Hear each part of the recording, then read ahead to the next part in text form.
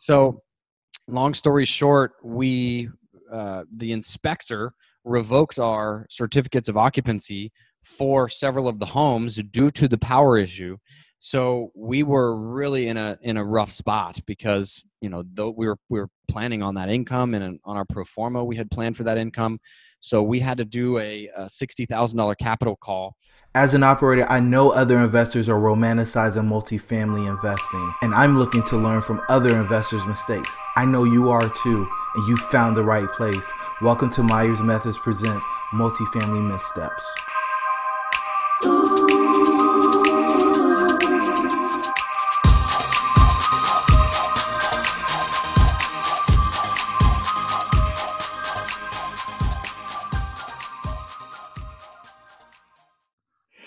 Hey everybody, and welcome to Multifamily Missteps. I'm your host Jerome, and I've got the great pleasure of having Andrew Keel with me today. Andrew, how are things where you are today? Things are good. I'm in Oviedo, Florida, which is just outside of Orlando. The sun is shining, so you can't beat it. It's nice. All right, man. So tell the listeners a little bit about you and your background and how you got into the space. Yeah, so I started out as a Lonnie Dealer. I was flipping houses around Central Florida and came across two mobile homes through a yellow letter that I had mailed out. And these mobile homes, I didn't know what to do with them, how to make money off of them. They were in a mobile home park in Ocala, Florida, and I knew I could make money on them somehow because they were $2,200 cash, and I could buy both of them. And they were like vinyl side, shingle roof mobile homes, like really nice homes. So I bought them, didn't really know how I was going to like make money off of them, but I bought them and then went home and got on YouTube and typed in how to make money with mobile homes. And I came across this guy named Lonnie Scruggs, and he wrote this book called Deals on Wheels. And it tells people how to generate mailbox money through buying mobile homes in people's parks and then selling them on contract to an end buyer. So I took these two mobile homes, ended up flipping them and selling them. One of them I got $3,000 down as like a down payment, which covered both of my costs right there. And then the other one I got like $1,500 as a down payment. And then off both of them I got $250 a month for 5 years. So the returns were crazy. I put these on Craigslist to sell them, and the demand was just off the charts. Like it was insane. And I mean, the stigma that's around mobile homes and mobile home parks, was like, still in my mind right in the very beginning when I got into this. But the demand was so strong that I was just instantly obsessed with the whole asset, the whole mobile home parks and mobile homes in general and manufactured housing. So I eventually did like 20 more of those deals with the individual mobile homes. And through that, I met a mobile home park owner that told me, hey, you're doing it wrong. You need to own the real estate. That's where the real wealth is built, not through the individual homes, which is technically personal property. There's tax benefits, etc. And he gave me the lowdown, and that was like an aha moment for me. And I was like, all right, I need to somehow get into owning mobile home parks. I didn't have a lot of money, didn't come from money.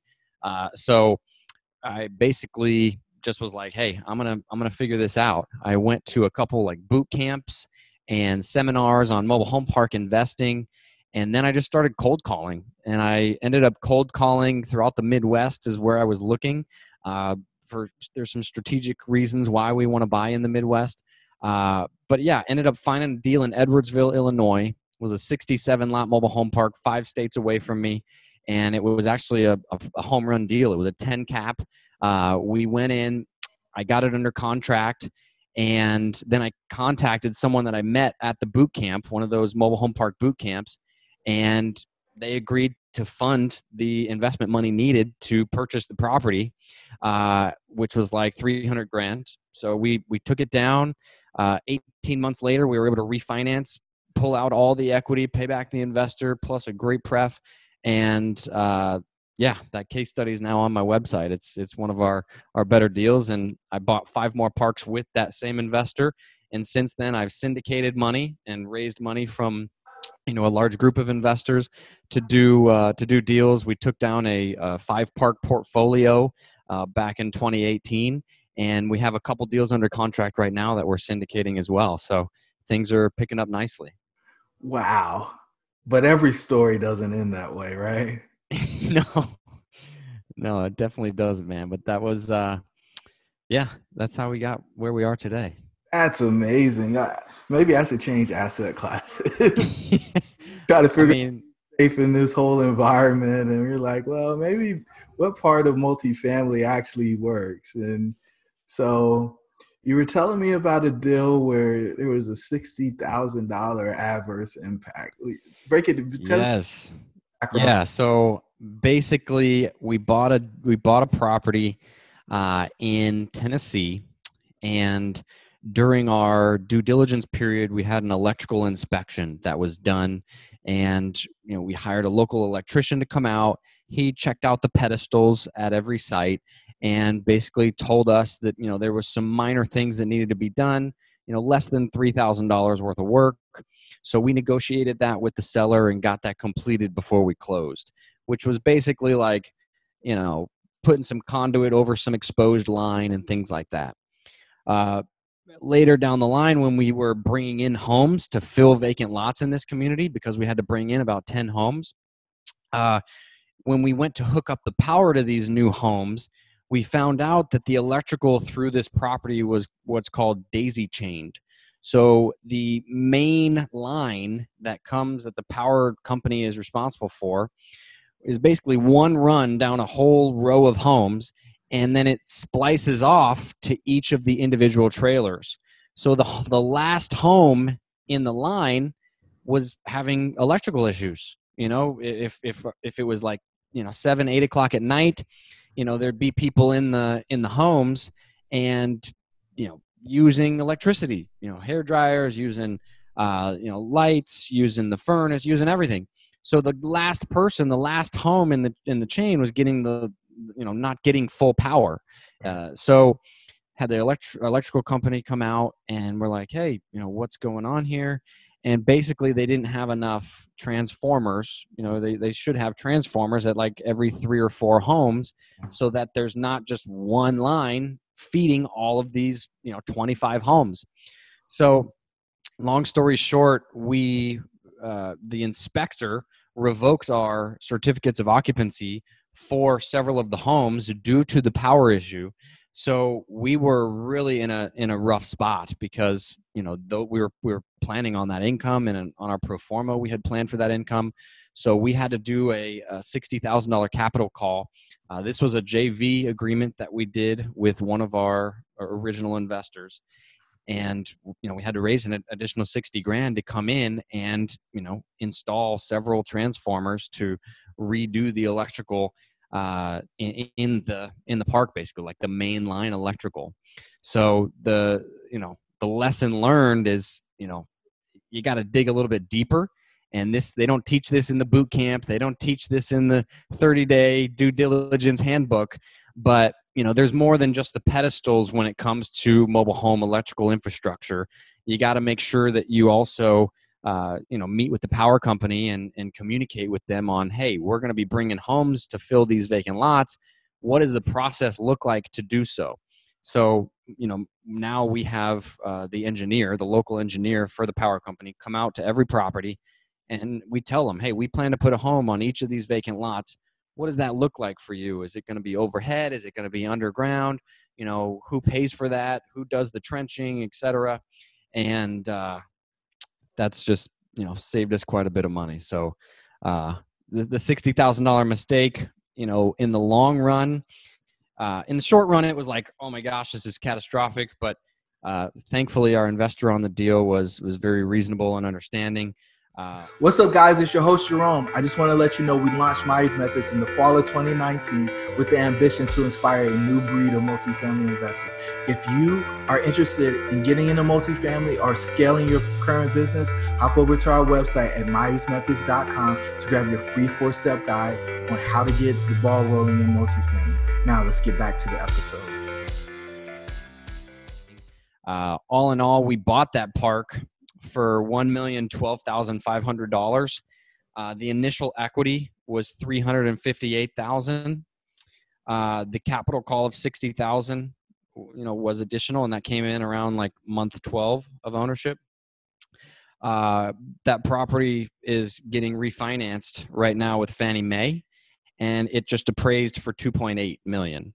Wow. So even though we had that little bit of a misstep, we were able to finish the business plan and get it fully occupied, and do a lot of improvements and do some modest rent increases. And ultimately it was a home run, but it just took it took that extra 60,000 to get it done. Yeah, I think so many people skip over that piece that you shared with us, right? Everybody just wants to get to, hey, it just appraised. We're getting all of our money back out, and then we're getting some, and we get to continue to enjoy the cash flow. No, guys, he had to go back to the investor and ask for, I don't know what 60 over 300 is, but a pretty large chunk of change in the grand scheme of things from a down payment perspective to come in and fix something that, depending on the investor, may say, Andrew, how did you not know that? The funny part is my last job in corporate America, I worked for a construction company that was consulting back to the power company. And I worked for the power company for a number of years before I got in that role. And, this whole voltage drop issue that you're having partial lights and that kind of thing happens very frequently when you get into development.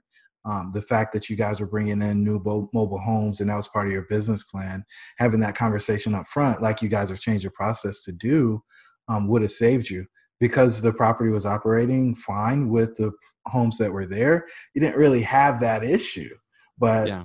as you're adding, it's no different than, adding units at a apartment complex. If you're just Sure. going to feel like you're going to put up a new building or go up a new floor or whatever you want to do to get more money out of the apartment building, got to make sure that the electric works. You got to make sure your sewer and water are good. Like all of that infrastructure stuff, you have to check that before you add additional load. And so this is cool that you guys were able to come in. And so you said that was it the building inspector that rejected your certificate of occupancy for those new homes that you brought into the park? Yeah, it was from the city. But when we did our initial inspection with the electrician, these were vacant lots. There were homes on those lots at some point.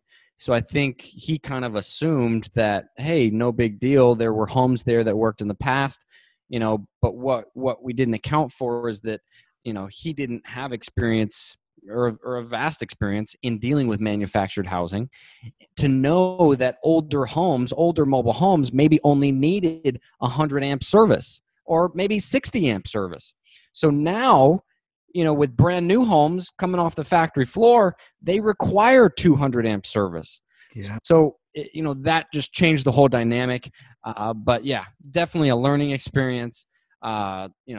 Thank God it played out, the way it did. And we're covered there, and, we're able to repay, plus a very healthy return. But yeah, it was a tough deal.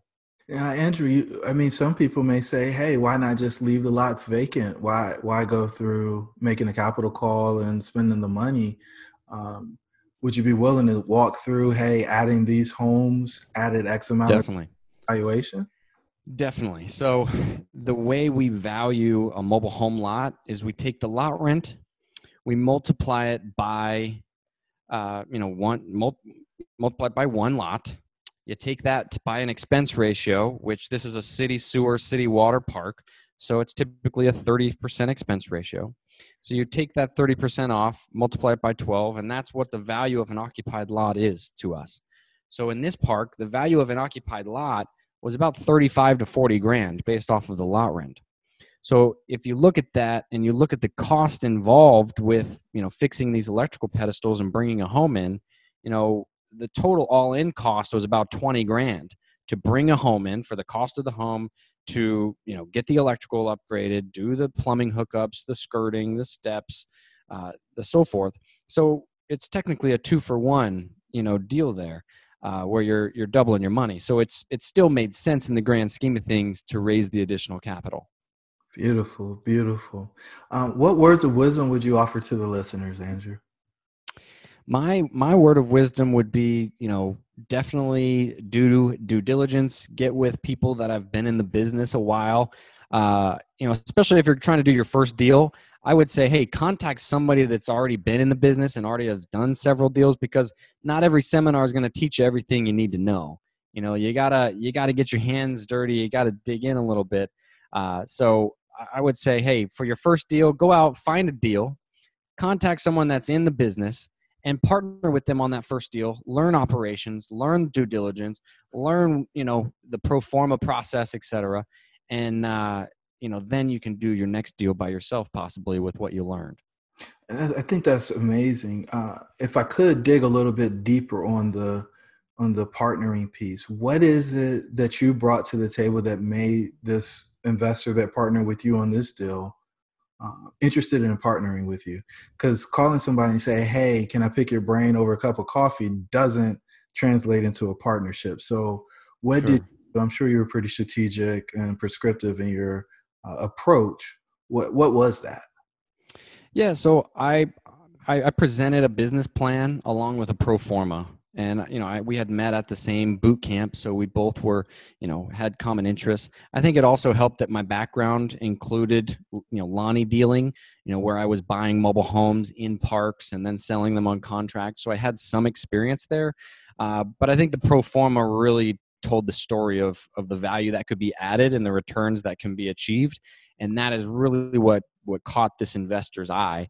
And then on top of that, me being the boots on the ground guy that's going to be handling operations where he can be completely passive, was very attractive as well. Awesome. Thank you very much, man. If the listeners want to get in contact with you, what's the best way for them to do that? Yeah, if they're interested in investing with me through like a syndication, or possibly if they want to bring a deal and JV on a mobile home park acquisition, they can check out my website. That's keelteam.com. That's KEEL team, like a basketball team.com. Click on the consult button and set up a time to chat with me, and we can take it from there. Awesome. Thank you for coming on the show, Andrew. Thanks for having me, Jerome. Appreciate it. You made it to this juncture, so you really love what we shared on this episode of Myers Methods Presents Multifamily Missteps. Do us a favor, give us a 5-star rating, give us a review, and share this with somebody who's interested in multifamily investing. Until the next time, the pack is with you.